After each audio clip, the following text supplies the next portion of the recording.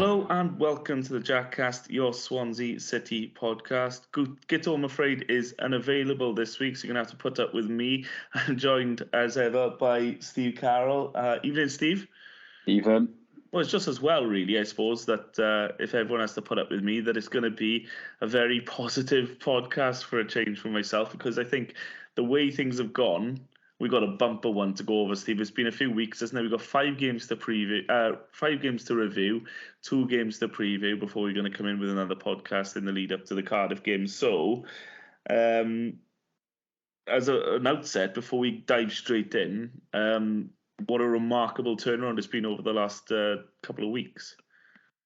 Yeah, it's been crazy, isn't it? Nobody really would have expected a run of 4 wins in a row. So I know a lot of the sides that we faced have been decent sides, really. There's not been you'd probably say that the fixtures that we had at the beginning of the season on paper looked kinder than the ones that we've just had, and obviously we didn't get many good results in there. So yeah, it sort of sums up the Swans and sums up the Championship, really, doesn't it? But hugely encouraging, and I think everyone's going to enjoy the next hour or so as we look back at the last few games, and hopefully to more encouraging things again in the next few. Yeah, definitely. Picking up on that little note you said there about it's typical of the Swans. I think in a lot of instances we've seen this in years gone by. It would be something like where you'd go and lose to the bottom of the league and then beat the top of the league, and you just think, well, I don't understand. Whereas I think there are very key moments and key decisions made by Russell Martin, as we'll discuss, that certainly point towards having a significant impact on the side's form and the confidence around the team at the moment, which is shining through. I mean, the fact that we've stopped conceding the last minute goal issue, and we've actually looked more likely to score later on and have done is a complete 180. But we've got plenty of time to get into that as we go through the games. So we'll start with the oldest one, Steve, and work our way up to the current day, which takes us all the way back to the last time we did concede a very late goal, which was a very harsh result, really, in the mid-September, which was Sheffield United at home. Go back to then, and a game we were very much in. Probably could have made a valid argument to say we should have won that with the chances we created, following on from the great result, which we did review last time, or rather you and Gito reviewed, which was the QPR win. Then following the enforced break because of the death of the Queen, we came back to the Swansea.com stadium, and we were hoping to follow it up with another good result, and it looked like it could and would have come. And a last-minute howler gifted Sheffield United the points, and it felt harsh at the time, and it still feels harsh today. Yeah, that was a particularly frustrating evening, really, wasn't it? As you say, we played quite well. Perot had one of those nights, didn't he, where numerous chances, good chances, and they weren't taken. And we got done at the end, really, then, didn't we? I mean, it's sort of our own doing. I think the Perot chance where he opened himself up, in particular in the second half, that was a great one. Then there was the mistake from the goalkeeper, and him and Ollie Cooper tried to combine, didn't they? And it didn't quite come off. And yeah, I mean, we should have at least had a draw out of that, shouldn't we? To lose did feel like a proper kick in the guts, and probably a typical thing that happens for a team that's maybe at the top of the league, where they ride their luck a bit, and then when they get a chance, they tend to take it. But I think when you look at that, Kyle Norton didn't really cover himself in glory. I remember at the time, me and you both being fuming, thinking it was a foul. Yeah. But then when we saw the replay, it was obvious that Norton was just trying to be a bit too clever, and it didn't work. And Brewster pinched the ball off him, and inevitably it was a 2-on-1, and it led to a goal, didn't it? So I think it was naivety, really, from an experienced player. I think that was what the frustrating thing was. There was really no need to do that. I mean, it could have just, gone in the stand if it had to, or, just tried to be played elsewhere. But frustrating, just another one of those, and that adds to the list of points dropped late points on. Left on the table. We've got to be on about 8, haven't we? It's going to be somewhere around about 8 points now we've left on the table this season, which aren't just like, it's 5, if only. They were definite points we've left away. I think it's 5 in injury time, isn't it? Is that 5 just in injury time alone? Yeah, so there's the Stoke one, isn't there? Of Millwall. Injury time, and the obvious one being Millwall, because obviously that one was even more ridiculous because we were 2 goals up. But well, if you put those 5 points there, we're top, wouldn't we? Which is you look at Obafemi missing from half a yard at Rotherham on the opening day. There's been points there that we could have, but as when we go on to talk about West Brom in particular, I would say maybe that's one where it could have gone the other way and it didn't. Absolutely. So it does, you've got to. I think the one we'll always come back to is Millwall, isn't it? Because you're 2-0 up in injury time. You really, really have to see that out. I think we discussed that before, didn't we? I think, you're always going to concede the odd goal in injury time in the same way that, you can score them, and it can happen from time to time. You can't always stop things from happening, but I think when you're 2 up is the one you should really see out. And I think if we had, we probably wouldn't be looking at the other games as much. You probably go, well, we dropped 3 points at the end, which is frustrating. But I think when it's and obviously we go back to last season where there was a couple at the end as well.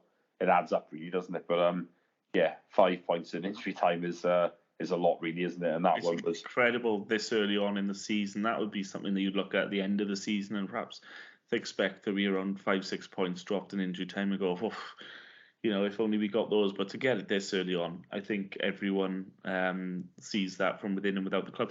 And also, I think there's been a steady movement, not to say to step away from the process per se or the Russell Martin plan, but to certainly evolve that, Steve. And something we've talked about at length before, which is that things weren't working. And it wasn't enough to keep doing the same thing and expect it to work. It's the definition of insanity, isn't it? But you could see it wasn't going to work because it was heaping too much pressure. Millwall being the prime example you brought up there, where clearly 90th minute 2-0 up, they score from an own goal.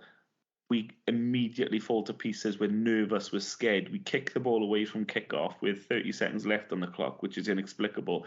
But the team was panicking, and I think game management and even gamesmanship, trying to be coy, trying to win free kicks, fouls, take it to the corner flag, all these things where you just try and break up the play, foul a player on the halfway line when he's getting past you.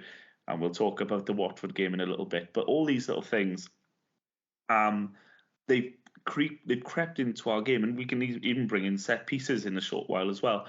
These little things, which are building blocks for the future, which for 15 months, they weren't there. It was, we used to get good results and bad results last season, but it was always playing this very high intensity game out from the back, wasn't it? And it was very dependent on these players, making those crisp passes, making it stick, making it work. Whereas now there's a little bit more, what should we call it, streetwise, the play that we're bringing in. And following on from the personnel change at the QPR game, where we saw the goalkeeper swapped out for Stephen Bender, which I think we immediately saw in that game. That was a confidence booster for the back line. The Bender is just naturally a bigger frame.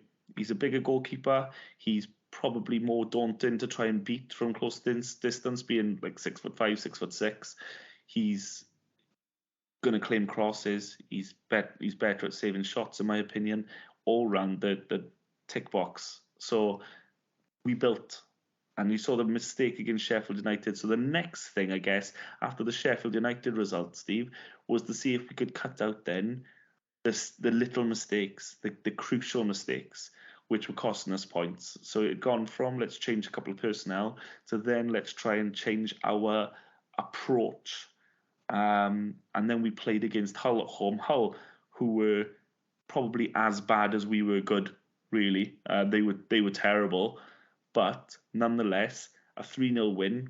We hit the crossbar 3 times as well. Conceivably could have been 6. It really was one of those games where it was utter domination against an abject team, and exactly the sort of game and result that we needed to get that Sheffield United defeat out of the system.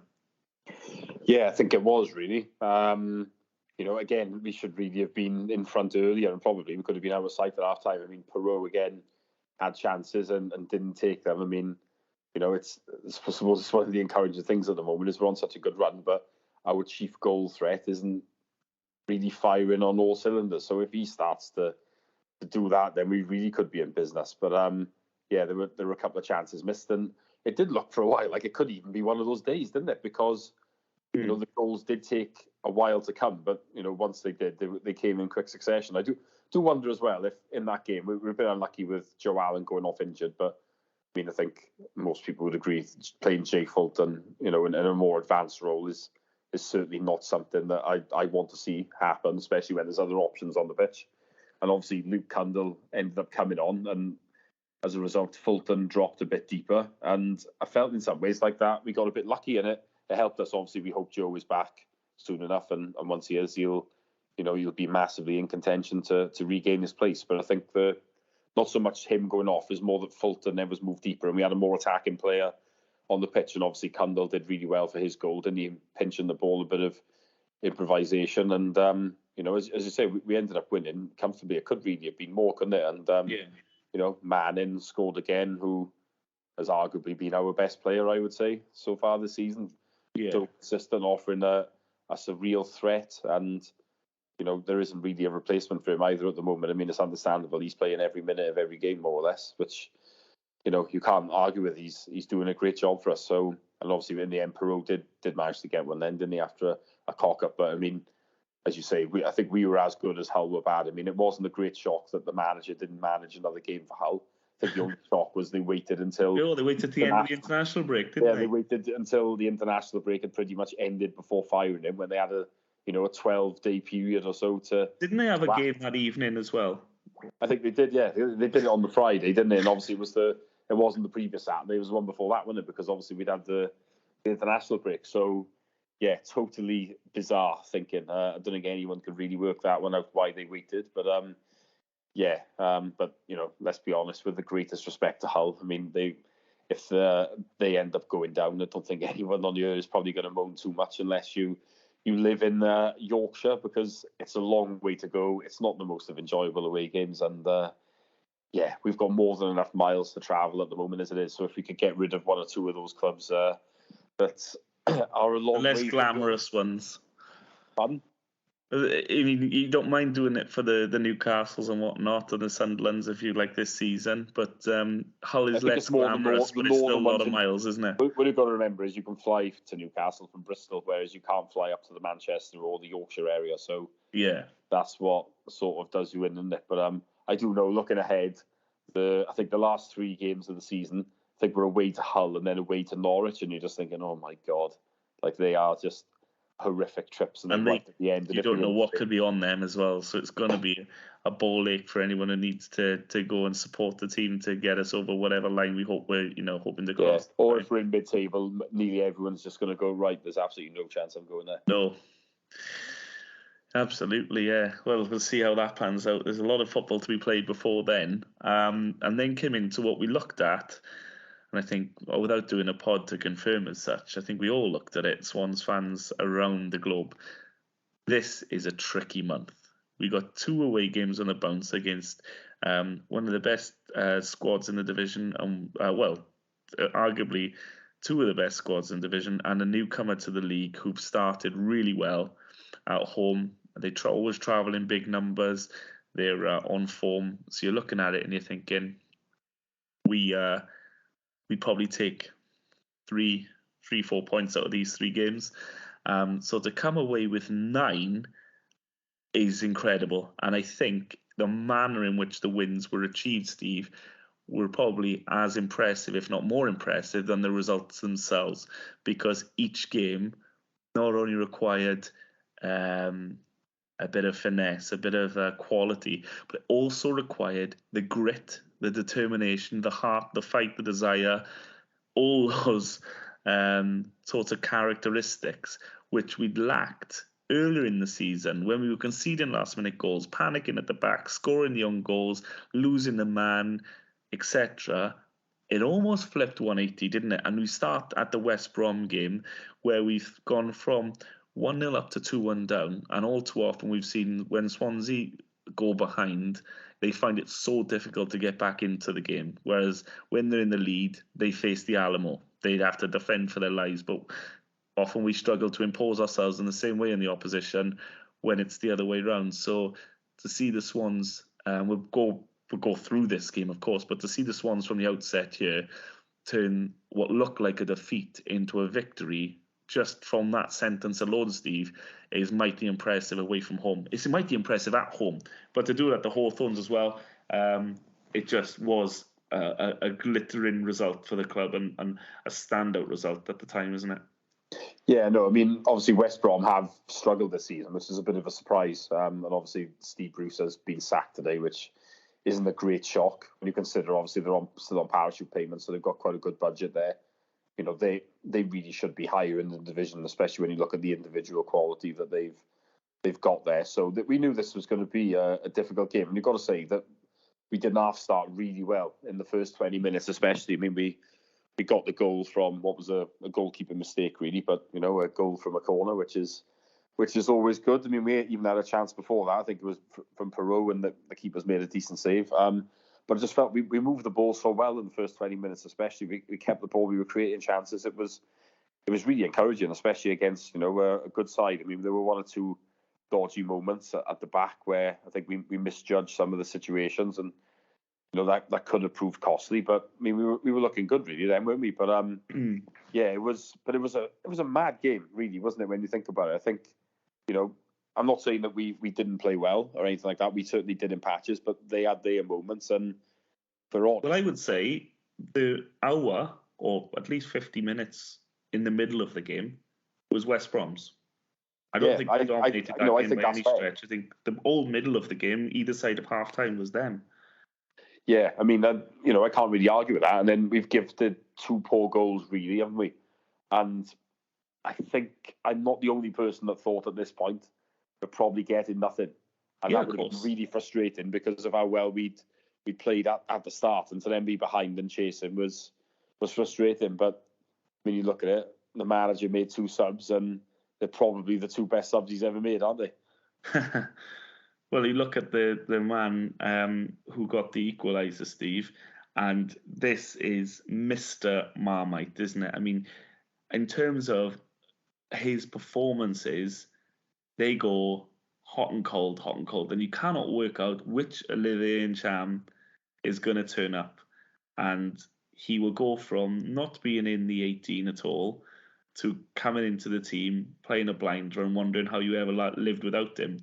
Fortunately, this was the latter, and this was Olivier Ntcham that came on to make a statement to Russell Martin, I want to be back in the team. And he dominated. He came in, he got the goal, he got the assist for the winner as well. And it really was the sort of performance from him which you can get when he wants it, which is probably the most frustrating aspect to him, really, isn't it? Yeah, it is really frustrating because we saw in that cameo just what he can do. I mean, he can run at players. He's such a strong guy. He can make things happen, can't he? I mean, he's cut in and it's a great shot with his wrong foot, really, and it's gone in. Even the backflips are impressive, and I'm thinking, where's that come from? I didn't know you could be asked to even do that. Had he not just come back from a round-the-world trip with Cameroon as well, Yeah, I know. But that was great. There was even an incident where he sort of ended up trying to slide tackle someone. I was thinking, Olivier Ntcham, who's this guy? As a different person come back from his international duty. But look, it was encouraging from him. But what frustrates you is why can't he do that all the time? Because if he could, he wouldn't be here.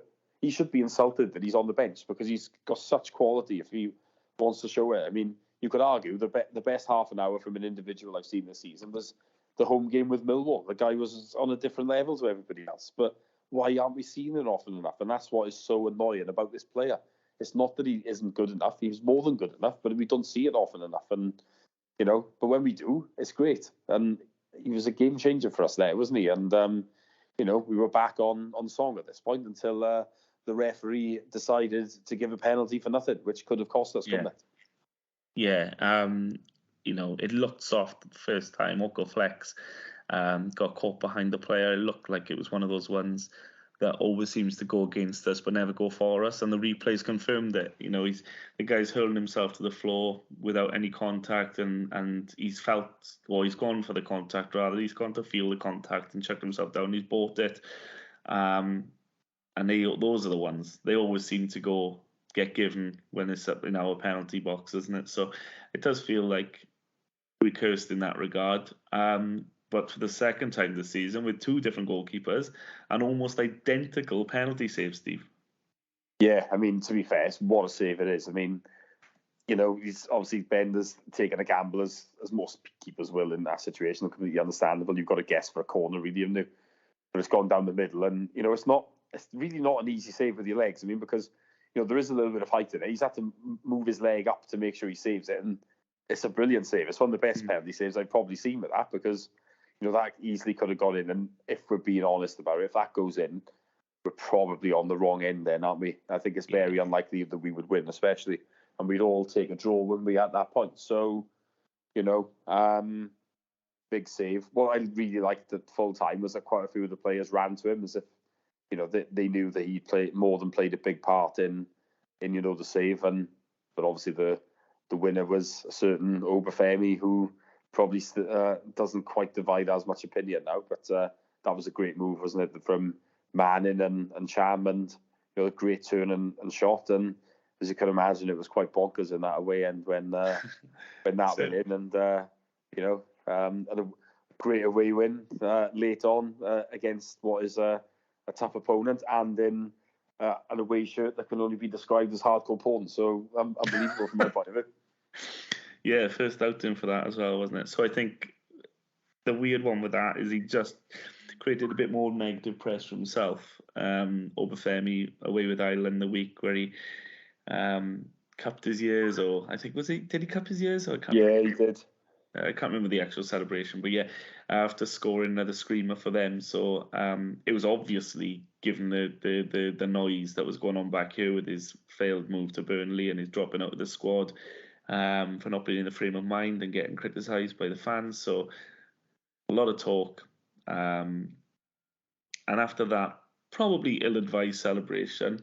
Well, definitely ill-advised celebration. He needed to come back and he needed to show that he was committed and he was going to give his all. So, well, as a striker, the only way you can do that is start sticking the ball in the back of the net and to score a winner in the last minute.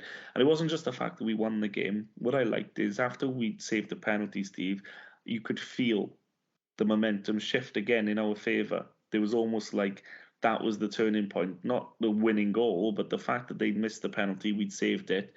That knocked the stuffing out of an already confidence-drained West Brom, where they thought they had the goal, they had the win in the bag. They missed that, and you could feel us growing confidence, them shrink. And when it came around then, there was a growing feeling that this is there for us. If we can just commit a little bit more and press them a little bit more, they're wobbling. And obviously to get it in the fashion that we did, for Obafemi, after all the noise and the way the goal was constructed, right in front of you there in the away end, it must have been quite something. Yeah, it was. I mean, I think if you look at the away games we've had this year as well, it's the first time where we've had one that's not been a crazy distance. Now, I know we had a lot at Blackpool, but I know obviously most people like us knew that it's got to be a weekend job, but we've been unlucky with that so far. I think Rotherham is a fair trek. I know we did take quite a few, to be fair, with the opening day. Then we've had Stoke on a midweek, not very appealing, and Birmingham being called off is absolutely typical of our luck. The Birmingham one getting called off was disappointing, really, in that sense, because that was one where we would have had a good following as well. But yeah, I think we got to the start of October without having one that's, you know, reasonable up and back distance in the day. So yeah, we had a good crowd there, and I mean, as you can imagine, you know what it's like with late goals. It's there's always a crazy reaction in there. But I mean, as you say, I think the penalty really was the key point, wasn't it? Because it was, you know, West Brom then probably looked like a side that hadn't won much, and you're just thinking that needed to go in, and then the heads drop. Probably the same for the fans as well. I mean, it's, you know, if you get a penalty late on and you're thinking that will put you in front and you're likely to win, if you miss it, it is just that kick in the guts, really, isn't it? So, yeah, but look, a great win for us, really. There's a good, what do they call him? The video, the vlog. Oh, vlogger. Yeah, there's a good one out there from West Brom fan who followed him to the game. He's a West Brom fan. Speaks very highly of us, actually. Him and his dad, and I think it's his dad anyway. And I don't know if you've seen it, Steve. I haven't actually. I've heard it mentioned though. Yeah, it's good. It's about, I don't know, it's about 10, 15 minutes long, but it follows his journey in the day. He talks to some Swans fans beforehand and also captures all the key moments in the game. Obviously, quite disparaging to Steve Bruce, but very complimentary to the Swans, and in fact, very complimentary to the Swans support as well. A couple of times he cut over to the away end, and you could hear him and his dad talking, and they both saying, I wish that was us. The support has been outstanding all game, and I wish we could have days like this. And I think that might have even been before the winner, you know. So it was just when it was 2-2, you know. So it was really kind of complimentary of the Swans, and he obviously is a bit of a soft spot for us, but. Yeah, it's good. If you haven't seen it and you are interested, I know a bit of time has passed since that game now, but it's a good watch. It's like I say, it's not too long, but it's sometimes interesting to see how people view this club from outside as well, and not who are living and breathing every small detail. And when you're just looking at the results and looking at the performances from afar, sometimes they can have a completely different picture of how we are, what we're doing, and what they think of the overall direction in which we're headed, which is quite interesting actually. The next game we come on to, Steve, is Watford away, and this is the standout result of the season so far. I don't know if you can contest that, but I think this one is the one which will make people sit up and take notice, and really made us sit up and take notice, didn't it? Because this was the streetwise game. This was the game where we not only did what we needed to do, but we did the ugly things so well. It kind of filled your heart with a bit of warmth to make you realise that we had a little bit of shithousery about us, and that's something that we haven't really said under any of our more. You know, when you got those managers that like to play pretty football, when you talk about your Potters, your Rodgers, your Martinez's, your Laudrups and stuff like that, sometimes we lacked that little bit of shithousery. Whereas when you went back to like a Steve Cooper type, which was a little bit more industrious in the way he liked to play the game, he was shithouse 101, wasn't he? He knew exactly how to grind out results and how to make things happen for you in your favour, how to leave a trailing leg in the box or maybe surround the ref on a bad decision. We never had the balance of pretty football but being able to grind out results when you needed to. And the Watford game, for me, was the perfect balance between the two. It was the time where we showed exactly what we needed to, but then when things got ugly, we were prepared to fight and scrap, commit the cheap fouls, and just stop Watford in its tracks. The game itself was a bit ebb and flow. It could have gone either way, but to get a result at Vicarage Road, Steve, massive. To get a win in bizarre circumstances was quite the standout result for me. Well, I think it has to be, really, doesn't it? You know, I think going to West Brom and winning was definitely, probably our best result at that point. But then I don't think anyone gave us much of a chance of going to Watford and winning. But I thought we played well, especially in that first half. I know we were 1 down, but we were the better side. The only problem I had really was that we hadn't maybe tested them enough. But yeah, we gave away a soft goal. Norton didn't look great in it. I think it just his confidence just seems to be a bit low at the moment, a bit out of form.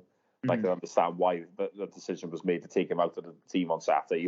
He'll inevitably come back in at some point where everybody loses form or a bit of confidence. It's a little spell on the sidelines. I'm sure it won't do any harm there. But yeah, we did play well, didn't we? And as I say, it was a bit of a crazy game, though, wasn't it? I mean, we made a couple of changes to the starting lineup, which is understandable, really, because we got so many games coming up. But I think that it worked to a point, but I'm not sure that playing Obafemi and Perot together massively came off on the night, if I'm honest. But I can understand why the changes were made. As I say, literally we're into a ridiculous schedule at the moment, and we do need to try and keep things a little bit fresh if if we can. But and Cham came in and he managed to get another goal, didn't he? Which is encouraging. But I think we'll all remember the game, won't we, for it being quite possibly the longest second half in the history of football. Yeah, I mean the idea that 84, 85 minutes or whatever time it was at the clock at the time when the referee decided, because he couldn't hear his linesman, that that was enough for him to stop the game for 7-8 minutes while they discussed the possibility of how they're going to resume the game, as if football never existed before headpieces and whatnot. And there was a cracking chant, Steve, wasn't it, from the Watford fans that Swans fans got involved in as well, which was they started chanting, "You've got a flag and a whistle," which cracked me up, because I mean the whole situation was a farce. Those players, I think both, or at least Watford, had made all their subs at this point. They had tired legs out there. Swans also had the tired legs, and we may have had the opportunity for another sub at this point. But to stop the game for that period of time and then restart for 17 additional minutes is absolutely bonkers. It's just crazy. It was almost like they needed to give them another 5-10 minutes just to warm up again. It's pretty 10 o'clock at night at this point. Do you know what I mean? It's bonkers. It should never have happened. It should never happen again. But it's one you remember because of everything that surrounded it, and the fact that we've come from behind to score. Well, it really wasn't a last-minute winner. There was still 10 minutes to play, but to score in the 98th minute, again from a set piece, Steve, it's encouraging signs, aren't they? And Andy Parslow looks like he's come in and he's made an impact. It's taken a little while for it to translate onto the football pitch, but it's things are starting to click. Yeah, I think like with most things, if you're going to start working on set piece routines, I mean, you can never necessarily expect it to come off in the first few games. It's like with everything, if you change the manager, isn't it? You've got to give a little bit of time for it, and but it does seem as if we have made an impact. And I know one thing you'll be delighted about is the fact that Matt Grimes doesn't seem to be on set pieces anywhere near as much. Doesn't it seem to be obvious? I mean, God, I got bored of my own voice last year saying, surely, I mean, we had Manning then, of course, but surely there is someone at this club who can take a free kick better than Matt Grimes. And the fact that we brought a set-piece coach in and almost instantly Matt Grimes has gone off all set pieces. I mean, even if I was like Matt Grimes' biggest fan in the world, I'd like to think I'd be objective enough to say he shouldn't be on set pieces. His record is terrible at them. Set piece coach comes in and says the blindingly obvious, which is, we're going to change the set piece takers. And look, a few weeks later, look at the results. And Manning's ball into Cabango, Steve, like so many of his balls into the box this season, was an absolute peach. Oh, it was, yeah. I mean, I was talking him up earlier, wasn't I, Manning? And again, it was a great cross. And to be fair, Cabango, we've seen it a few times now. He is a big threat at set pieces, and it was great to see him get on the end of it. I mean, it would be nice if a few others could do the same. Although I know, of course, Darlin's got a couple, isn't he, this season? But yeah, he's always been a big threat from them, and yeah, it was a great header, wasn't it? And we did a great job then to see it out, didn't we, with the shithousery tactics that I'm sure you're dying to talk about. Yeah, this is it, isn't it? I mean, you win in a game. Ideally, you keep the ball, you take it to the corner flag. I'm thinking when we beat Cardiff 1-0 at home and they just couldn't get the ball off us for the 10 minutes towards the end. That's the ideal scenario, where they can't get near you. In fact, it's them that's getting yellow carded because they're getting frustrated and kicking you. That's position A. That's the one you really want to be in. But obviously, the second scenario is that you can't control the ball. It's got a bit scrappy, and they're throwing the kitchen sink at you. In which case, someone takes you on the halfway line, wrestle him to the ground. If they got 5 men running alongside them, charging at the goal, wrestle about the bloke on the ball to the ground, take him out, clip his heels, stop it, so we can regroup. And so often we've seen with the Swans, they've been too pretty They haven't done the ugly game right, and that's what I liked about from what I gather and what I've seen on social media, I think a lot of the Swan support, the fact that we get 4 yellow cards in the last 4 minutes, isn't great from a disciplinary point of view, but it is the difference between winning that game and not winning it, because Watford could build up no momentum, no flow, no rhythm, and we just turned the game ugly. And barring a late scare, which turned out to be nothing, in the 119th minute, which was a handball call, it all was dealt with so well by the Swans that it proved the absolute correct approach. Because how many times have we seen those late goals go in against us when we've just allowed teams to charge at us, Steve? Yeah, I think, to be fair, we were a lot more streetwise, weren't we? I think, I think there's always a bit of a balance here, isn't there? As there always is. I mean, got to waste time. I think, if you start doing that early in the game, it's going to backfire, isn't it? And we know the score as well, don't we? Inevitably, if we start wasting time early, referees, for some reason, seem to book our players. Whereas I look at, for example, the Wales-Poland game, where I saw shithousery on a level like I've not seen in a long time, and they were allowed to get away with it, and they were doing it from early on, and you're just thinking, well, that's just obviously way too far. But I think in general, once the injury time board has gone up, there's nothing wrong with it. Now, it might have been a bit different the other day because obviously there was 17 minutes, but I think when you get into 3 and 4 minutes left, I mean, you just need to be clever, don't you, sometimes? Just little things like if you can try and buy a cheap free kick or take it to the corner, and then if you're getting a throw in, just try and win another throw in. All these like things, get the ball boys to... we'll talk about ball boys in a minute after we talk about the Sunderland game. Don't give the ball back quickly. Just those little things, just disrupt the flow. And obviously, if the manager's got 1 or 2 subs he can make, that's also like there then to just be a general pain in the ass. And I think they're just the type of things that you can do. And go down. We were very good with cramp. Yeah, that's it. Yeah, again, they're all gamesmanship, aren't they? Yeah, and if your keeper goes down with cramp, which is what Bender did against Sunderland, I mean, that was genius, by the way. Yeah, he doesn't have to go off the Z, so it's an even better idea. Look, we don't want to highlight the fact there's the dark arts, whatever. Everyone does it, but we don't play our fair share.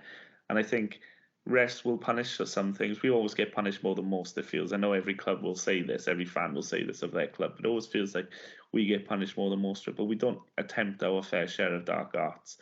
And I think one player who's, as you mentioned earlier, is probably the player of the season who does do it is Ryan Manning. And I saw a lot of Manningisms in the performance of the last 20 minutes of the Watford game, where you saw the players go over to get the ball, or maybe walk over slowly to the ball boy and wait for someone to pass the ball to them rather than go and collect it, slow the game down, take the goal kick from the other side. Everything you could do where you would just disrupt the rhythm, disrupt the flow. I think that was the most pleasing thing, was because we've spoken, in the pub and whatnot, and on here previously about game management and that was before this horrible run of late goals conceded, which just reinforced the point really. But I think seeing now that this isn't a coincidence, that there's obviously been words spoken in the training ground, and how you can see games out, how you can't always play and win with beautiful football. No one in the history of football, Christ, it's hard that, even Real Madrid had Pepe and Sergio Ramos. Do you know what I mean? Where you had people who were able, and Barcelona had Sergio Busquets. You've got people who are able to master the dark arts and able to just shithouse. And some of the best teams in history have had that little bit of the game management about them as well, when things aren't quite clicking perfectly. It was good. I liked it anyway. I liked the fact that we were able to mix the nice football with being able to be a bit more streetwise. And before we move on to the Watford game, to give the set piece coach a little bit more credit as well. It wasn't just for me about put a pinpoint ball into Cabango. Cabango was able to run into a free space 12 yards out and get his head on the ball. that's not happened by chance because the other players have got jobs. And their jobs would be to block runners and block markers and stuff like that and cause a general nuisance to themselves. And you see in the replay of that goal, there's a little bit of hustle and bustle in the box and players who would have otherwise tried to challenge Cabango not being allowed to get near it. Do you know what I mean? It's stuff like that. It's the bigger picture, and it's about not just trying to get the ball on someone's head, but making sure everyone is contributing so that if that ball comes in and it's a sweet one, he's left unchallenged. I think... Yeah, some of these things, they seem quite minor, but they're big deals. I mean, I was catching up a match of the day earlier, and they were highlighting a Newcastle goal from the weekend where Bruno is like on the edge of the box and he doesn't really look interested, but then they play like a shorter corner, and then the cross goes in right to the back post, and by that point he's made a run. That's right, yeah. Dan Burn blocking the Brentford player, and then Bruno's got a free header, isn't he? And he makes the most of it. So it can just be these little things. And it's only when you slow it down and you look at it properly that you sort of notice all of them. But it's all done by there design. Are these little things, aren't they? And they're not. They look little, but they actually make quite a big difference, don't they?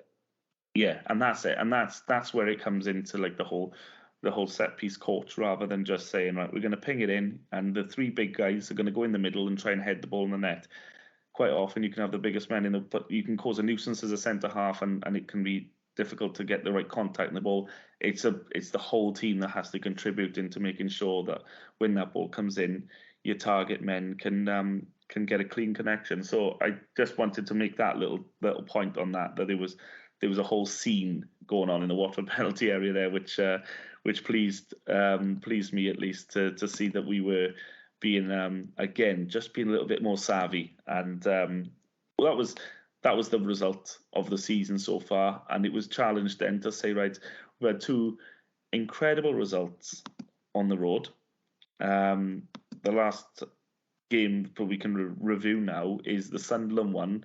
High-flying Sunderland just arrived in the league. They've had a little bit of a issue scoring goals maybe the last couple of games because the strikers are out injured, but nevertheless come with a lot of attacking pedigree. They like going at teams. Of course, they've recently appointed Tony Mowbray as manager. We know all too well Tony Mowbray.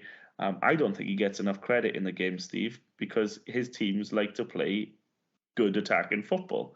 I mean, I think if you just look at the Blackburn team, yes, they fell away at the end last season, but that Blackburn team were a very attacking, bright team. Brandon Diaz, breaking his records and whatnot, being linked with 15, 20 million pound moves in the summer, and stuff like that. A lot of credit goes to him, but a lot of credit also goes to the manager, which set his team up to be able to create and score as many chances as he did. He's at Sunderland now.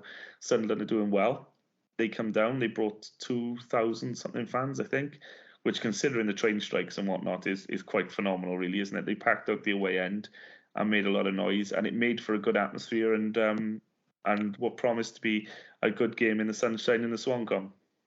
Yeah, I think the North East is a different breed, isn't it? I mean, they just absolutely love football up there, and the support really puts a lot of other teams to shame. I mean, nobody else has sold out down here this season, and you're thinking the trips are nowhere near as far as what Sunderland is. So yeah, and I think it's just more enjoyable, isn't it, when there is a bigger away following and the atmosphere is better. It sort of spurs us up a bit, and I think it doesn't help quite often when not many are brought down here, and the lunacy of the fact that the away fans have to be in the other half of the away end. They can't be close to us, but if it's full, they're allowed to be close to us, and it's just, again, that never contributes great to much of an atmosphere either, does it? But it just was a lot more enjoyable with that. And then obviously the first 20 minutes, again, I thought arguably were our best 20 of the season. We just started really well. We were creating chances and, deservedly went in front. And I think Ollie Cooper probably deserved the goal, didn't he, for the way that he's played since he's come into the team. He's been a real breath of fresh air, hasn't he? He has. I think he's transformed. He was one of the ones I'd forgotten to mention earlier. Forgive me for that. When I was talking about Russell Martin making changes way back when, early September time, he was one that came into the team as well as Stephen Bender, and he injected that kind of fearlessness. Is that word? Yeah. Yeah, I definitely think that. I mean, as you get that from young players sometimes, didn't he? He just came in and just played without any sort of fear, didn't he? And was trying to make things happen, and it's made a big difference, isn't it?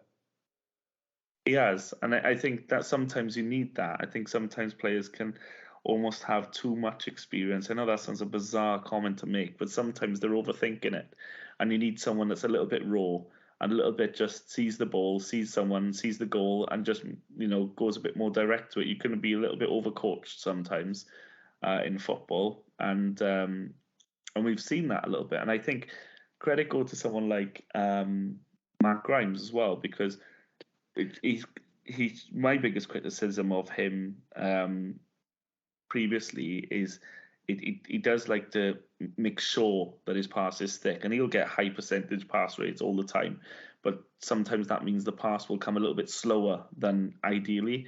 So it'll be, he'll take a touch, he'll check what's around, and then he'll play that ball, even if it is, as stats will tell you, it might well be into the final third. But if he's played it a second or two too late into the final third, then it's hard to create the goal scoring chances from those balls. And what you've seen with Cooper coming in, and certainly in the last 3 or 4 games, is the ball is moving from back to front a lot quicker. Not direct, not hoofball or anything like that, but now you see our team moving through the transitions, through the midfield, through the lines and stuff like that, much quicker. And I think Grimes as well is doing it. And I think, what game was it where he did a run through the midfield? I'm trying to think which game it was now. Oh, it was Watford. The Watford game where he ran through the midfield before Cham scored. Right. But it was Grimes who brought the ball through the whole midfield, ran about 20 yards with it, and then it came to Cham, and obviously his shot was deflected in the back of the net, and Wyndham Evans lost his shit. Nothing new on that one. Yeah, he got very excited at that one. But that was one thing I like to think like a big enough person to admit when I see someone who I'd previously criticised do something that I like, that I'll call him out for it in a good way. And that was something I liked about Grimes, is that he was a lot more aggressive with the ball then. Put it that way. He moved the ball with purpose. He ran with the ball. He ran direct at the Watford midfield, got beyond a man, passed it across, and then Cham did the rest. But I think sometimes we can be a little bit too coached into, let's make sure we retain possession in this instance. And football is about, every team is going to be set up to make it hard for you to score. So football is about trying to find those small moments when you can punish teams. And I think in the last couple of weeks we've seen small moments. Like you say, the second goal, if you like, that we scored on the brink of half time against Sunderland was a good example of us just utilising a small moment as well. And it was another set piece, Steve, which was us making sure that we had the right people in the right place to cause as much problem as we can for Sunderland and not allow them to recover and clear that ball.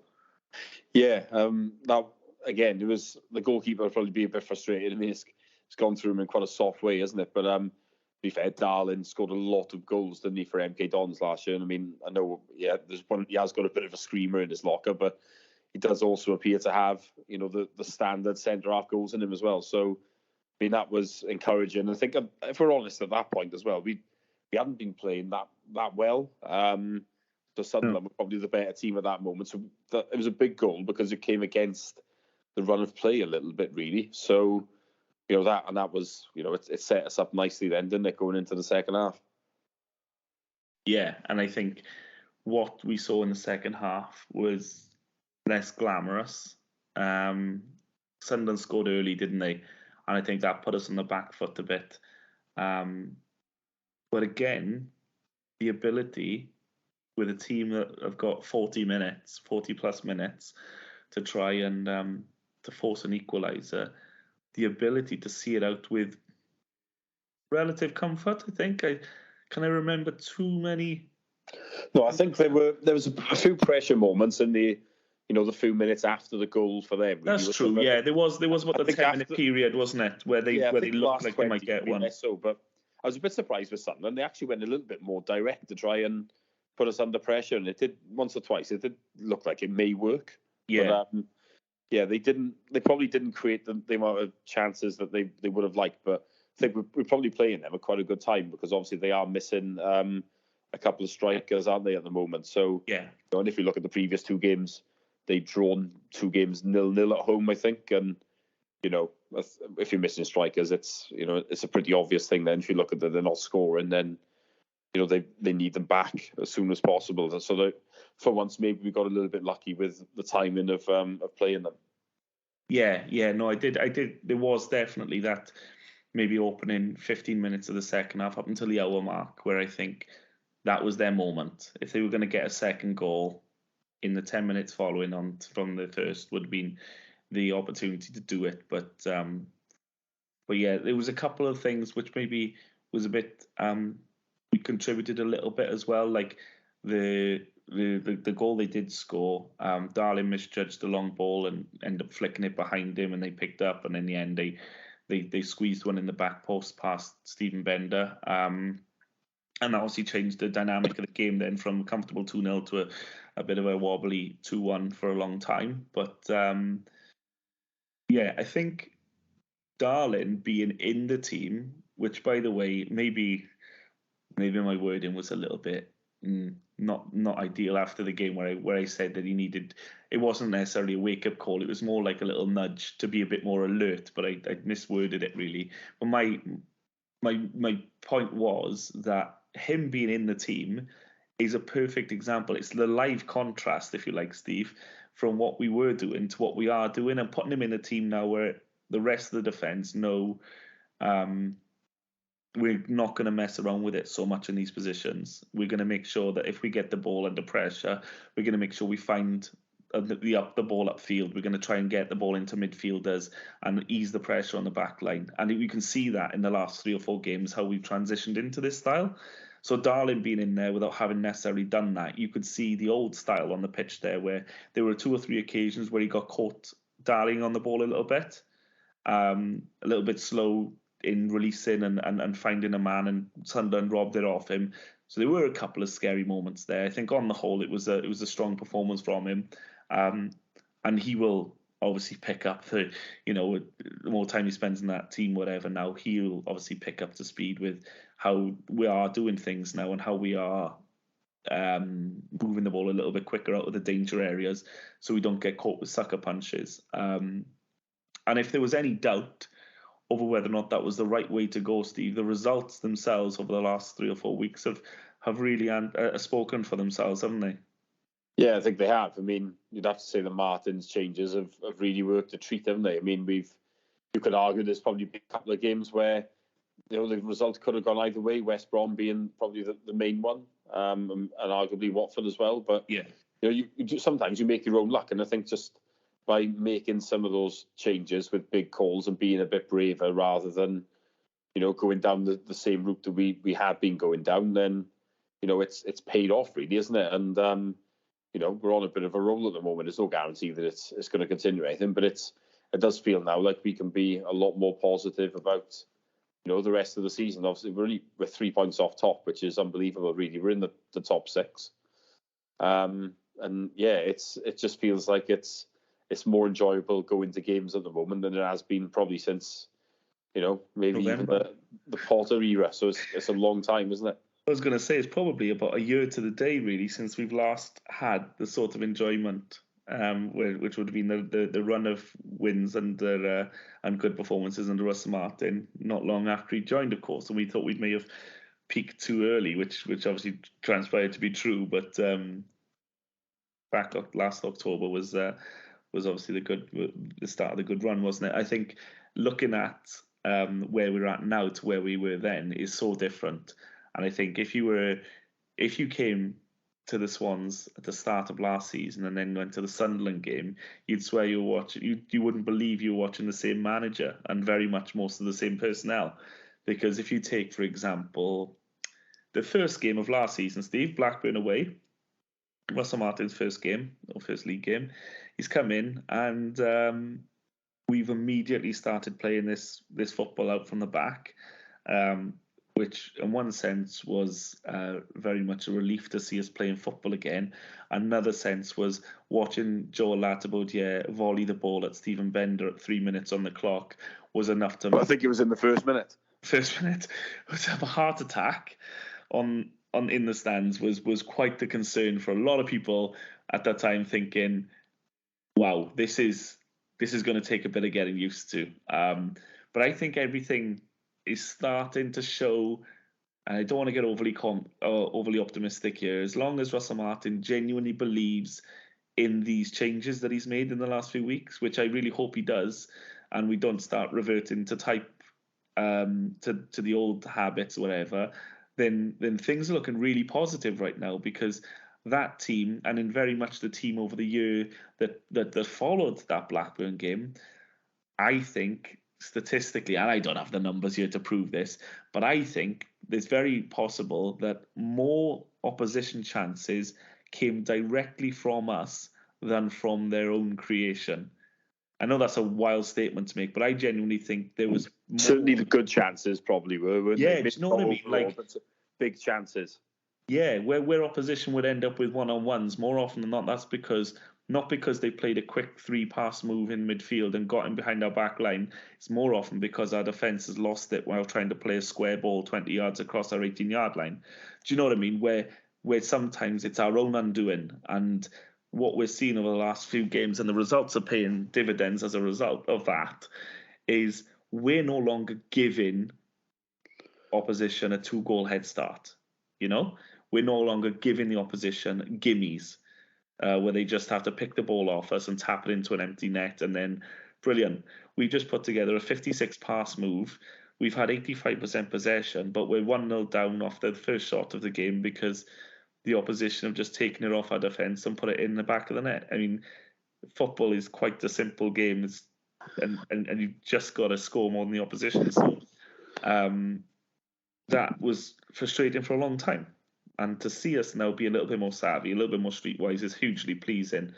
And I think the majority of the support are pleased with how things are going now, and long may it continue, because as long as we are still getting the results, we have absolutely flown up that table. And as you say, Steve, we're only 3 points off top now, which I'd have to shake you 3 weeks ago if you said we'd be in this position right now, especially after the fixtures we've had to play in the meantime, you know?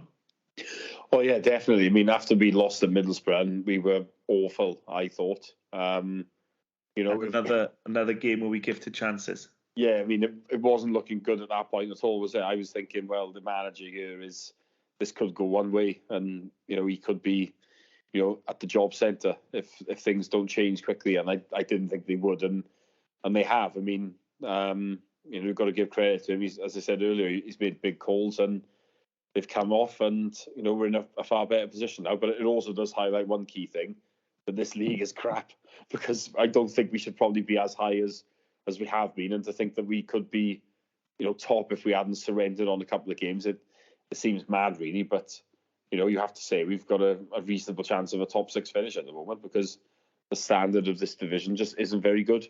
Yeah, well, and 3 weeks ago we had a good chance for bottom 3 finish. So I mean, you just look at it and go, everyone's beating each other, and that's the championship, and that's why I think it's the greatest league in the world, because it really is. I think so much focus over the last 10 years or so has been on how brilliantly competitive this division is in comparison to other leagues across the world. I think statistically, I don't know if this is still true, but statistically, a few years ago, the championship was the 4th most watched division. It's something like that, yeah. It's like which is incredible, you know, when you consider it. I'd consider some of the leagues about. For me, that you mentioned the Middlesbrough defeat, which was hugely frustrating for a number of reasons. I mentioned gamesmanship earlier on and being streetwise. Cabango getting himself a second yellow card for a fracas in the 85th minute when we were trying to get back an equaliser was hugely frustrating, because that was silly from Cabango. But what I hated is the fact that our team allowed the 22-man brawl to happen. Now, I do genuinely believe, and again, no way of proving this, but had we been streetwise and nipped that in the bud straight away, gone over, made sure the Middlesbrough players couldn't surround Cabango and start pushing and shoving and culled it, the ref would have given Cabango one last warning, because he was ultimately trying to wrestle the ball back off the Middlesbrough player who was showboating, the ref would have said, right, both of you cut it out, get on with the game. But because Middlesbrough knew what they were doing, and that was Chris Wilder being streetwise and you know, getting the players to surround the ref, make a bigger deal. Every time when there's a big 22-man brawl, the two people involved in it to start off with always end up with bookings. Cabango getting his second as a result. Job done, Middlesbrough. They were able to see out the result. That followed then 4 days later with the Stoke game, with a last-minute equaliser for Stoke after, again, defensively just switching off. And that, with me, was my moment.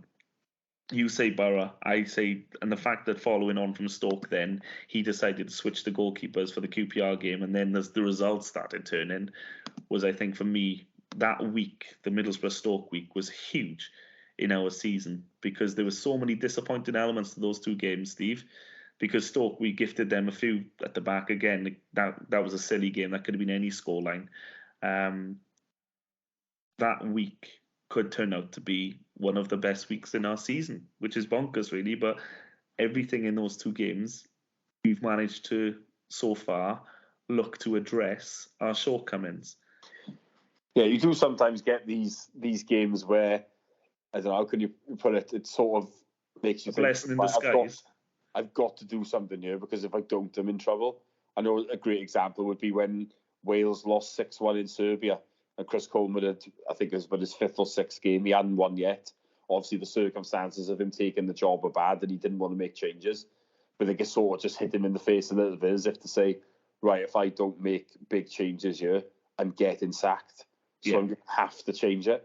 And obviously, I'm not saying that the Swans are going to go on to this incredible, and be successful in the way that Wales were then in Euro 2016. But it's sometimes you get these like turning points, and it just sort of hits you, I guess, and you think, right, I'm going to have to do something, because things are not going well, and if I carry on the way I'm going, then it's going to end in parting company. So maybe that's what happened. He may have looked at it and thought, I'm going to have to maybe go against what I've been doing slightly and just make a few tweaks, and and it's really paid off for him, isn't it? So that's the main thing, isn't it? We're all in I think everyone will feel a lot more positive now, and there won't be many people that will disagree with certainly the selection, the changes that he's made since.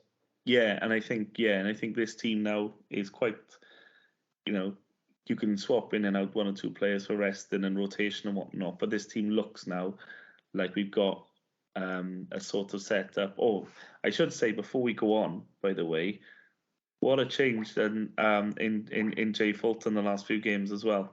He seems to be absolutely thriving in this new look way of playing, and this is a lot more, let's strip it down and get back to basics. And this is the sort of footballer Jay Fulton really thrives in, and he's looking a lot better player. And I know you mentioned earlier on Joe Allen coming back. I think he may at this point have a harder job getting into that starting 11 than he would have 3 weeks ago, for sure.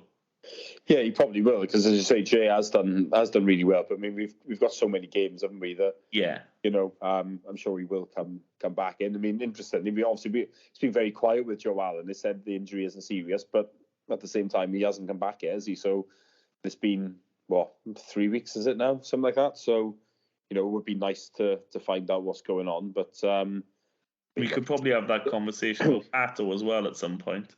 Yeah, I think the missing man. Yeah, I mean, the good thing from our point of view is, like, I'll go back again to that Middlesbrough game. I remember looking at the bench and just thinking to myself, who's on there? Who can we bring on here to change it? And then really feeling like there wasn't much. But all of a sudden, the bench seems to look really good now. And, as you say, there's no Joe Allen and there's no Jamie Patterson. So there's still those two to come back as well. So, we should be feeling quite encouraged at the moment. There's options, and so many games coming, as I've already alluded to, that we are going to need to try and use the squad at certain points over the next few weeks. But it does feel now like at last there's a bit of a squad there, and we can utilise it, and the quality isn't massively going to go down. Yeah, absolutely, and even seeing Harry Darling come in and put in a good performance for Cal Norton.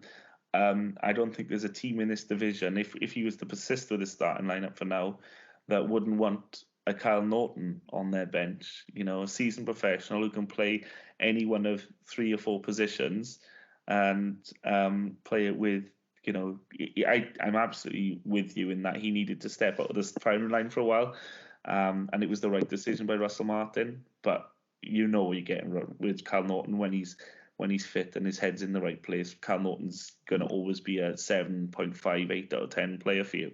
So again, another fantastic asset. If Harry Darling is back in favour now, then Norton will be fantastic to come in, cool head, calm, collected, and help us to see out games or make the turning point that we need to make. So, as you say, the bench in general now is suddenly looking a lot more positive. You could have Obafemi as he was again on the weekend on the bench, come off that and look to try and make something with his raw pace up front. And Cham, when he's in and out of the team, there are even talking about those injured players coming back, but even the players that are on the bench now. You mentioned Kundle earlier on, is another player who's going to be in and around that team. Oko Flex, hopefully we get to see a bit more of him. The squad, and we were obviously concerned, there are still some pinch points in the team in terms of depth. But in general, that squad is looking healthy, Steve. Do you agree? Yeah, I think it is. I think those loan signings in the last week of the window just gave us that, that little bit extra. And Kundle has come in particular now and has made a big impact. I mean, obviously we had 1 or 2 injuries, didn't we, and stuff like that. So, some of those players have come back, and it just looks better. I mean, obviously we probably weren't massively counting on Ollie Cooper, were we, at that point either? And he's been like a new signing really, because he's sort of coming out of nowhere, and now everybody would be in favour of him starting every week. So yeah, it seems to have turned a lot. And the fact that the manager was able to leave Cham out of the 18 the other week because he wasn't happy with what happened at Stoke, I mean, says a lot, because earlier on in the season there was absolutely no way that he could even contemplate that, because there just wasn't anybody else. But it's we've got options now, and that's always a good thing. I mean, it's a tough job in some ways for the manager, keep everybody happy and to work out his best teams, but hey, they're the type of problems that you want to have. You don't want to be at Middlesbrough and 2-0 down, looking at the bench and thinking, I don't know who can come on here and change it, and I don't know what to do. So it's turned a lot, and it can only be a good thing. Yeah, absolutely, and that's a nice way to sum up the way the last 4 or 5 games have gone. It has changed a lot, but it was the changes we were talking about, Steve. It was the changes that I think a lot of fans were saying, as you said, after the Stoke Middlesbrough week. If he doesn't make the changes we're calling for, then you worry about his future at this club, because you do think that we're destined to make the same mistakes over and over again. So credit to Russell Martin and the coaching staff. I think they've seen it, they've changed it, and they're getting the rewards for it. So long may that continue. And now let's look forward to the games we've got coming up. First, a very tricky test. It doesn't get any easier in October, I'm afraid, guys, because we got a trip to Turf Moor to face Burnley. Burnley, Steve, obviously one of the big favourites coming down. They appointed Vincent Kompany as manager. They've got a stellar squad. Started well. They've actually drawn 4 out of their last 6. So they've not perhaps gone straight to the sort of the summit that you'd expect. They've actually drawn 7 out of their 13 games so far this season. So it's a little bit of a slower kind of ascendancy, but they are 4th in the league, so they are up there and thereabouts, and you'd expect them to spend most, if not all, of the season in that top 6 and finish in the upper reaches of the league.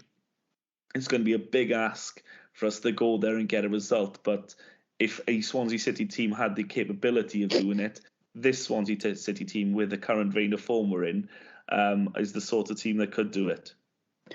Yeah, I think it's going to be a tough game, isn't it? I mean, obviously, Burnley, another team with parachute payments. You look at the team, they've got a lot of players there from the Premier League era. They'll probably be a bit frustrated that they don't have more points, I would say. And obviously, they one of those games that they blew was they were beating Cardiff, weren't they, and conceded at the end. So, yeah, they're clearly a team on the right track. I know Vincent Kompany's obviously got in there. They're trying to play, and more easier on the eye style. I think they're having more possession, more efforts at goal, and it's maybe not quite they've had the results that they were looking for just yet. I mean, they're clearly on the right track, but they'll probably feel like they're a few points shy of where they should be. But this is going to be a tough game. I mean, when we come up against these possession teams, I mean, it's a lot harder for us to, have as much of the ball and to do as much damage. But at the same time, Burnley will come on to us, and I think that probably suits us a bit better because, we've always struggled, haven't we, against these teams that like to sit deep and just frustrate. And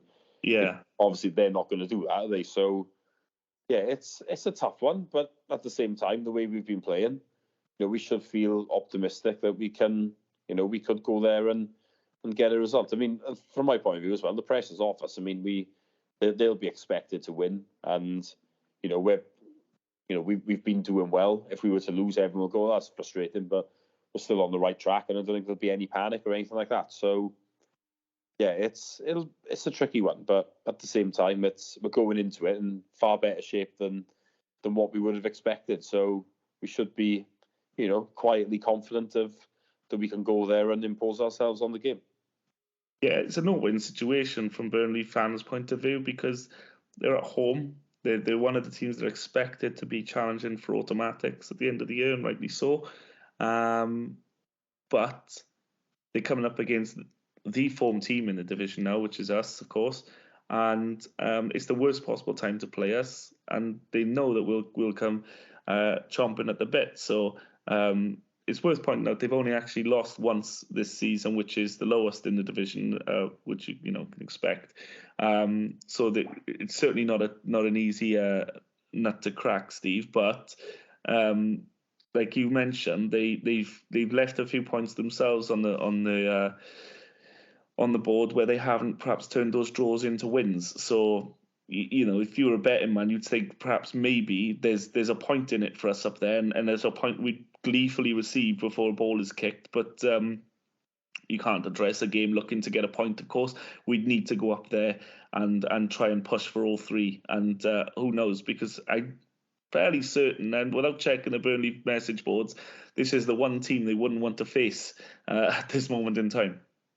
Yeah, I mean, that's the way we've got to look at it. I mean, when it's never great facing a team that's won 4 in a row, is that you always think they'll be going there full of confidence, and we should be, really, shouldn't we? So and the fact that we've done it, sorry to interrupt there, the fact that we've done it with 2 massive away wins in there as well against big teams, Oh yeah, absolutely. I mean, it's not been, a run of fixtures where you'd necessarily have expected that. I think we all definitely would have taken 2 points from those 2 away games without a doubt, for example. So yeah, it's an opportunity, isn't it? That's how we have to look at it. I mean, why shouldn't we go there and have a bit of a go with them? I mean, as I said, the pressure is on them. So let's see what happens. Let's just go there, be confident, try and play our own game, and see what we can do. And of course, if we are in a good position later on, let's make sure we see it out and we see a bit more of the scenes that we've had of the last couple of away games. So yeah, I think it's one to look forward to. It's probably the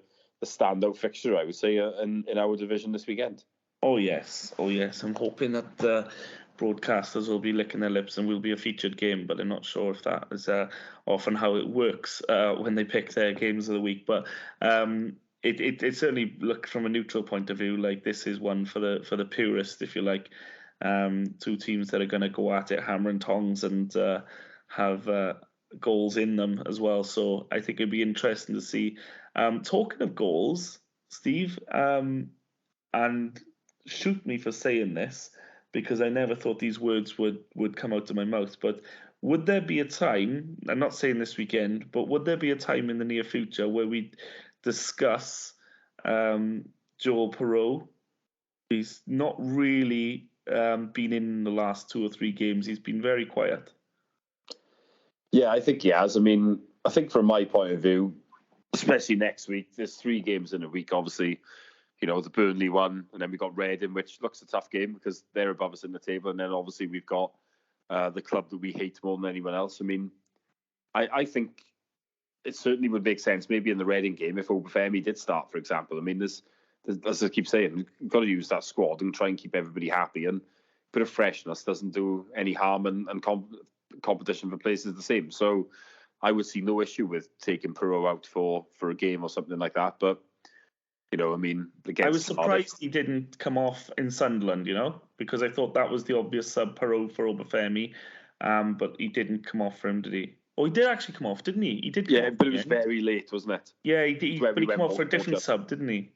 Yeah, I mean, I sort of felt the same way, really. I mean, because I didn't think he was having a great game. He was quiet, as you say. He didn't really offer much of a threat. And it's like, well, a lot of games. I mean, and the subs that were made, certainly the early ones, I mean, Cundle and Cooper went off and Obafemi and then Cham came on. And you're thinking, well, those two didn't play in the week. And obviously they were, and Cham and Obafemi played instead. And you're thinking, well, those guys have had less minutes. Yeah. The four of them have had less minutes than someone like Perot by a fair margin. You're thinking, well, this wouldn't be a bad time to sort of take him off. And I think at that point as well, Obafemi's pace up front, when we were coming under the cosh a bit, probably was an attribute that we maybe needed more than Perot, who's having a quiet day, as you say. But look, he'll be back amongst the goals and on fire soon enough. And if he's saving it for Cardiff, then I think we'll forgive him, won't we? I'm still absolutely in love with Joe Perot. Make no secret of it. I think he's sometimes you don't need to hit the back of the net to see someone who absolutely oozes class. Like the way he touches the ball, the way he can move it on either foot. I don't know if he's got a strong foot or a weak foot. I mean, it's hard to tell. But the absolute enigma about Joe Perot, which I find really funny, is last season his biggest criticism, which is I still find a bizarre criticism, was he was far outstripping and outperforming his XG. So he was essentially scoring 3 goals for every 2 chances he had, which was just bonkers. He was just scoring out of nothing.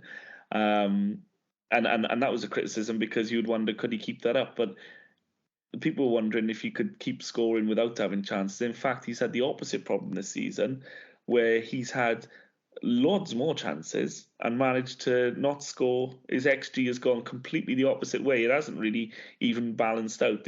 He's missed a lot of good chances this season, which I look at, perhaps maybe this is being optimistic and positive, but I always think with a striker, I'd so much rather them have chances and miss them than not have chances. Because that is the worry, isn't it? If you're not creating, which I thought was our problem at the start of this season, we weren't creating many chances at all for the first 3 or 4 games, and I was really worried about where that was leading us. When I talk about Blackburn at home, Rotherham away, Luton at home, these sorts of games, Steve, we weren't creating, we weren't looking a threat, we were getting hit by the opposition by making silly mistakes and stuff, and that was a real overriding concern of where is this team headed. But now we're creating loads of chances for him, or he's having 2 good chances a game maybe. He's just off colour, off form. So if we keep creating from, as I say, and as you said, they're gonna come, aren't they? Because he still loses class on the football pitch when he takes a shot. Like Hull, he could have had a hat trick against Hull alone, couldn't he? Unfortunate with a few of them, and I think he had one cleared off the line, didn't he, against Sunderland? There's chances that are on the plate for him, and whereas last season they were sneaking into the bottom corner off the post, this season he's just not getting the rub of the green. So I'd be interested to see if we do take him out of the team for a game, which Joe Perot comes back, because I'm sure he'll be hungry to ensure that doesn't happen again. So he might well come back with a little bit more fire in his belly, which can only be good for both him and the Swans.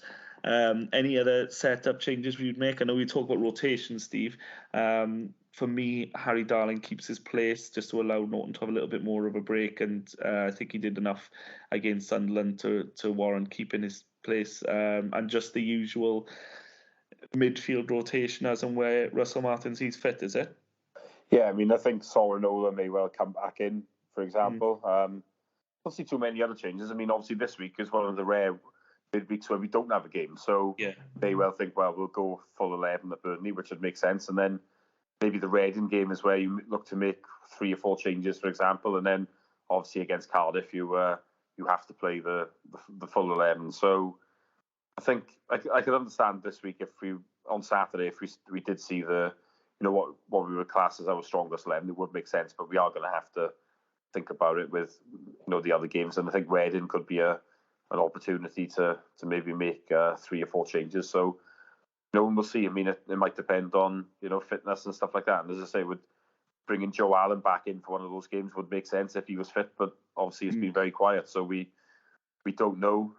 Maybe Reading is that game. If that is the time where you're going to start taking out a few of those players, Steve, which have been playing a lot of minutes lately, then Joe Allen would be the maybe the sensible one if he's back full fitness training in the next few days to bring him in and give someone a rest in the middle of the park.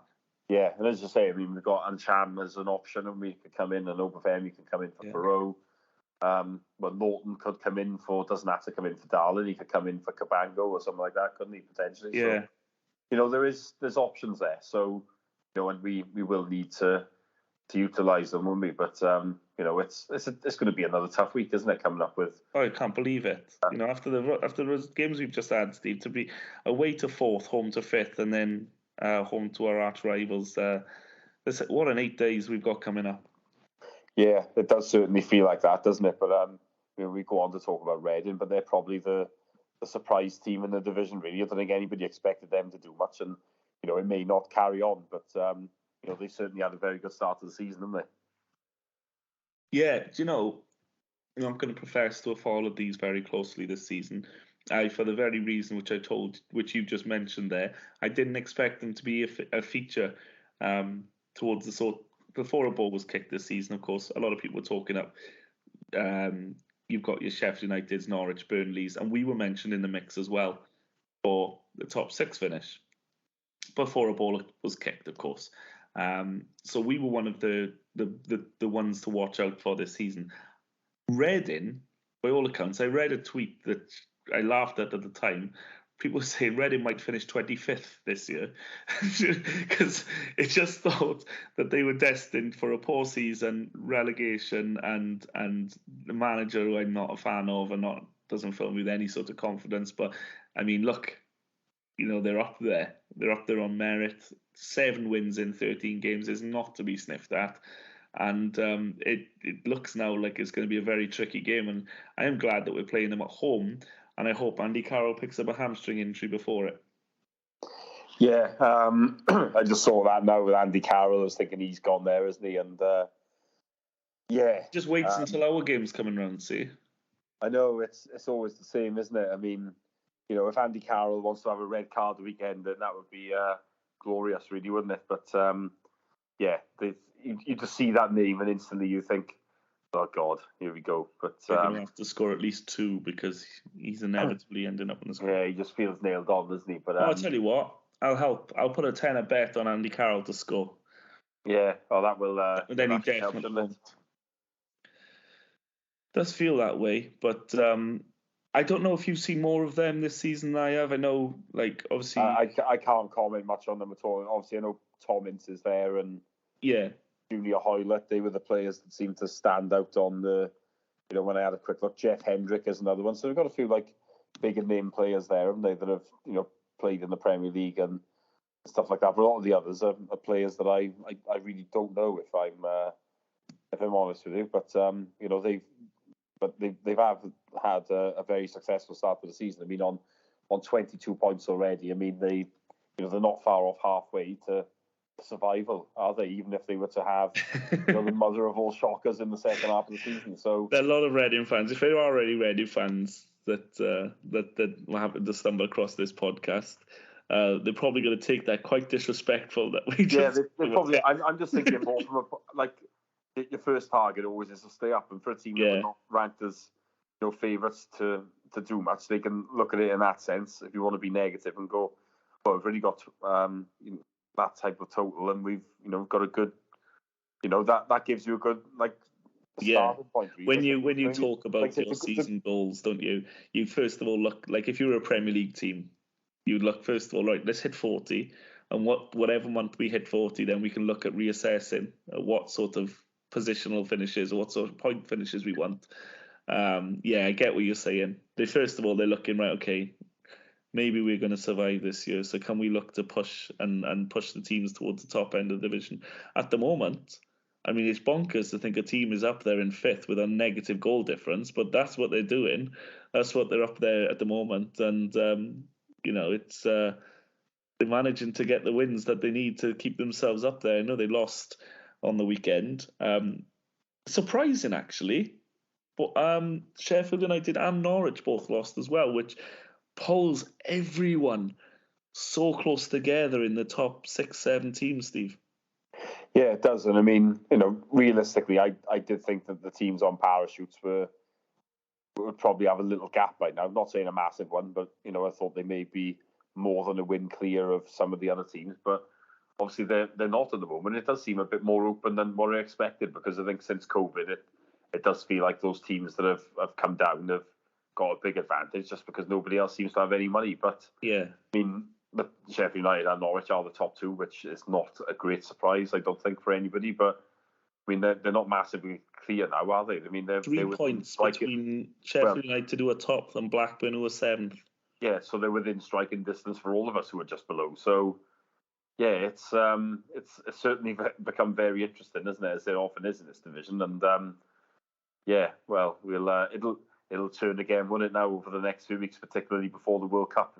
We've got, I think we've still got 7 or 8 games before the World Cup. So there's a lot of football to be played, and a lot of things can change, can't they? And there's plenty of time for Watford to get a new manager as well before the World Cup. So a lot will change.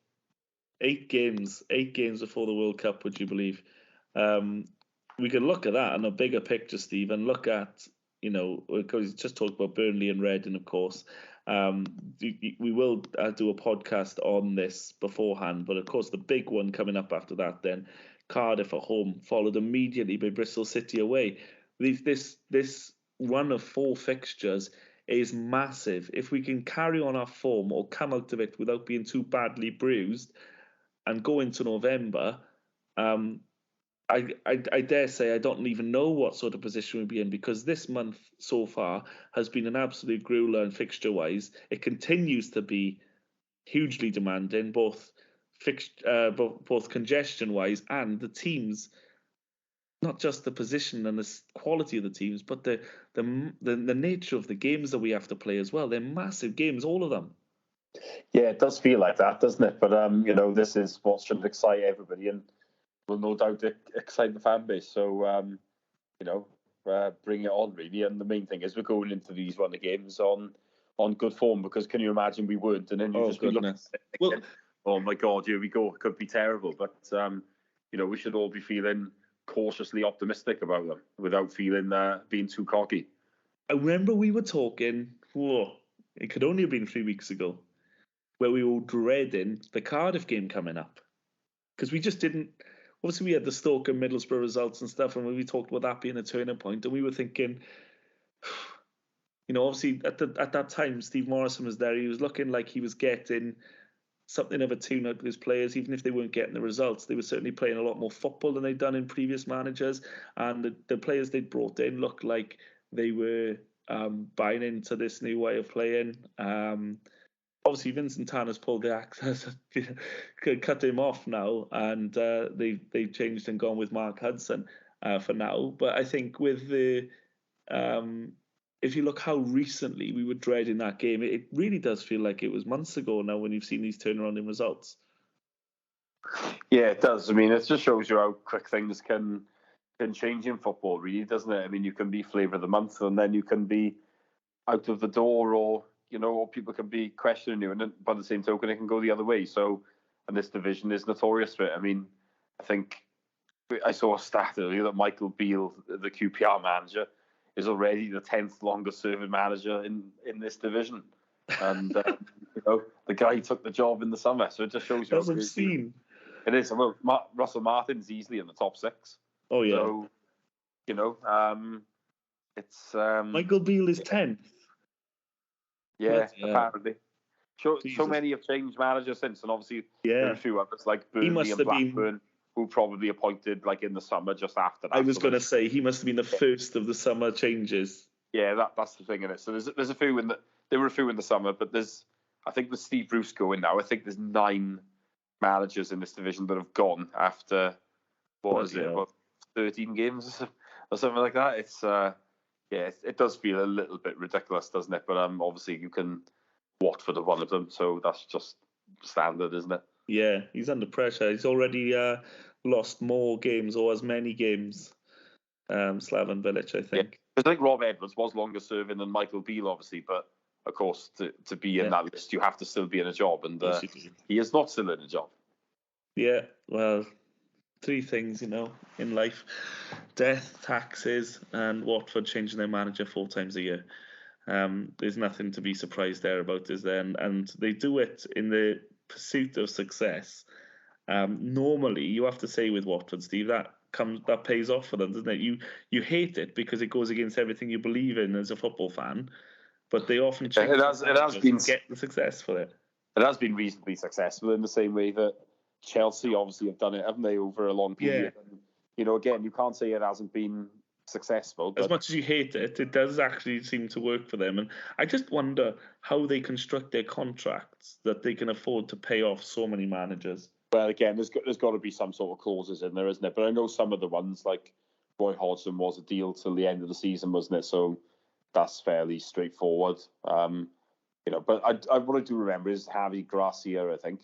He's one of the ones that did actually last a while. I think he was there a couple of years, wasn't he? But remember then they went on the bad run, and I think a few months earlier he'd signed the 4.5-year extension. So obviously there's that one would have been an expensive one to pay off. But I think the truth is, if you take the Watford job, you sort of know what you get, don't you? It's fairly straightforward. I think if you're in a job, it'd be pretty mad to leave it to go there, wouldn't you? But if you're not in a job, then it might not necessarily be a bad one. I mean, Bilic might go in there, take them up, and then inevitably get fired, or he won't do that well and he'll get fired. But the fact is, because everyone knows what Watford are like, arguably it might not be a massive stain on your reputation either. So no, yeah. There's still 33 games for Bilic not to see out the end of the season yet. So, well, there's enough time for Bilic to get fired and for someone else to come in and get fired. Oh, goodness. I remember when Watford were linked with Russell Martin earlier on, and people were saying this is bonkers. When obviously they were linked with him in the summer, and I was just thinking, it would be career suicide, because I'm not going to say it doesn't actually stain a manager's reputation too much now, because people understand what Watford's like. But for him to step out of what, at least in the summer, was a very steady position for himself, to step into that cauldron of uncertainty would have been a bonkers move. But if you're out of work and you fancy a bit of payoff in 6 weeks' time, it's the go-to job, and it gets you back into the swing of things. But no, it's such a open division. There's teams that I've really liked watching play in, and there's teams that I'm not really a massive fan of, but everyone seems to be picking up wins off each other. And it's testament to the way the Championship plays itself out. And this season, perhaps more so. Steve, I know you mentioned the COVID fallout and how negatively impacts those without the parachute payments now. But maybe we're just starting to see the teams come out of that now, because you have got in the top 6, you have got QPR, you have got Reading, you have got us. And those are perhaps 3 teams you wouldn't have expected to be at that, at the reaches of within top 2 touching distance, Possibly, but we are still, only about a quarter of the way through. I mean, yeah. The fact is, you've got to remember Burnley are still in there. They're on parachutes, and then Watford are not that far off it. It's still very realistic, I would say, that those 4 will finish in the top 6. And I mean, a new manager could go to West Brom and get them going. They're the other team that are on parachute payments. I mean, they're probably not that far behind. And I mean, as I said earlier, they've got a lot of good players. So Forest obviously came from a long way back last year. I know that is quite rare, but at the same time, I wouldn't entirely write off West Brom just yet for a playoff place. It would take obviously a bit of an ask at this stage, but if you can go on a run and you get things firing, you can shoot up the table. So everyone beats each other, don't they? So it's anyone who can put a run of games together, because everyone else is stumbling over each other. If you put a run of fixtures together, we're testament to that. We put run a couple of results together, and we're up in 6th. Yeah, exactly. So, I think Yeah, it's a marathon, not a sprint, isn't it? I think at this stage, it is a bit surprising, some of the teams that are in there. I'm sure some people are probably a bit surprised that we are, and we're probably included in that to a point, certainly after the first few games. But yeah, it's, it'll be a surprise if Burnley, Sheffield United, and Norwich don't finish in the top six, and you would fancy Watford too probably as well. So yeah, this is the thing, and it tends to tell over the course of the season, and with injuries and stuff like that. I mean, they'll have the better depth than the rest of us, won't they? So yeah, I wouldn't. We can't get too carried away with it, but it does look at this stage like it's probably a bit more open than maybe what I expected, at least anyway. Yeah, absolutely. We've also got the uncertainties at the bottom. You mentioned West Brom. Interestingly, I'm sure I read West Brom were top of the XG from open play table. Yeah, and Middlesbrough are, and they're both down the bottom. Yeah, and you look at that and you think, well, Wilder and Steve Bruce have both just lost their jobs for what looks like, if you look at the XG from open play, something that's completely out of their control. If they are creating so many chances from open play and the strikers just aren't putting them in the back of the net, then they could have turned all those draws. I mean, West Brom have drawn 8 games this season out of 13, which is mental. And they've only got 1 win to their name. And if they got the strikers putting those chances in the back of the net, they would be in the top 6, which is crazy when you think of even our game with them. They had the bright start in the second half. We give them a chance. They have the penalty then to go on and win the game, and then we go the other end and win the game instead. It's these fine things in football you just cannot, legislate for, can you? Well, that's what I was going to say with the West Brom one. Obviously, the fact that you get a penalty. You can't go on the pitch and score it. Yeah, I think the issue with the penalty would be, though, I think that the person I think it was Carlin Grant that took it, and he hasn't on the pitch recently. So I think arguably you could say that maybe somebody else should have taken it, but I mean you've got a penalty in that situation. You need to score it, don't you? So it is XG. It's like, obviously you can't take it as completely gospel, but it's certainly interesting, isn't it? But what you tend to find is with XG is that the table does tend to level itself out over a period of time. It might not be spot on, but if you're basically a bit like the Swans were under Steve Cooper, if you carry on just nicking games and not really dominating them and just taking the chances that you create, then it tends to level out eventually. Now it didn't happen here with Steve Cooper, but it might have done if he'd stayed. And I mean, I think if you follow it on Twitter at all, I think Leicester is a good example, because they've said that Leicester last year should have finished 15th. Yeah. They finished 8th, I think. And this season, obviously, we've seen a different Leicester and they've struggled. So it does tend to, level out. And I mean, inevitably, the team that's at the top is always Manchester City. So, it does. Yeah, I think you can certainly use XG, but that's probably not the be all end all, as most things aren't really. But, it does. I think it will level itself out. So you've got to think that if West Brom keep doing what they have been doing, and Middlesbrough, in theory, they will climb the table. But, the fact is, if you keep creating chances and your strikers are Alvaro Vasquez and Ite Schechter, then you will basically continue to defy XG because you can't hit a barn door. Yeah, there was a comment about that. When I was talking about West Brom's XG, there was a comment saying, well, the reason for that is they've got strikers up there who cannot head the ball for love nor money, yet they continue to put the ball in the box on their heads. So that's why their XG is so high, but their goals tally is considerably lower, is because whilst on paper this is a big chance, it's not playing to their strengths. So yes, there is a little bit of blame there on Steve Bruce, where you say, well, actually, yes, we are creating lots of chances, but if you're going to put the ball in a 6-yard box for a striker who can't head the ball, then you're not going to score the sort of goals if you create with a different player, But there's it all, as you say, there's a bigger story. XG is a good tool to be used in conjunction with everything else. But as you say, it's only a tool, and it can't be taken on everything. But I think we've done the championship, Steve. I think we've looked through the table there. There's a lot of exciting teams, a lot of teams that perhaps, I hate the term, are in a false position, but we do expect certain teams to pick up and drop off as the season goes on. And we've got a hell of a rest of an October to look forward to. So what a time to go into it with 4 wins on the bounce, 5 in 6. I don't really want to ask you, but can we extend the winning run?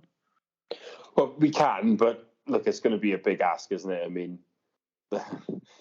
but four in a row hasn't happened since the start of the 2019-20 season. So Yeah, it doesn't happen often. I mean, and especially in such a packed schedule. I mean, it's going to be a big ask, isn't it? We, probably in the Premier, I doubt we won 4 in a row at all. I mean, it's asking a lot, isn't it? And but I think if we can just stay unbeaten, I think that would be, a good thing, really. I mean, we're in a reasonable position now. If we can just keep ticking over within reason, then, we will stay towards the upper reaches of the division. But, the fact is, I mean, everyone loses from time to time, even the good side. So we do end up losing on the weekend, then...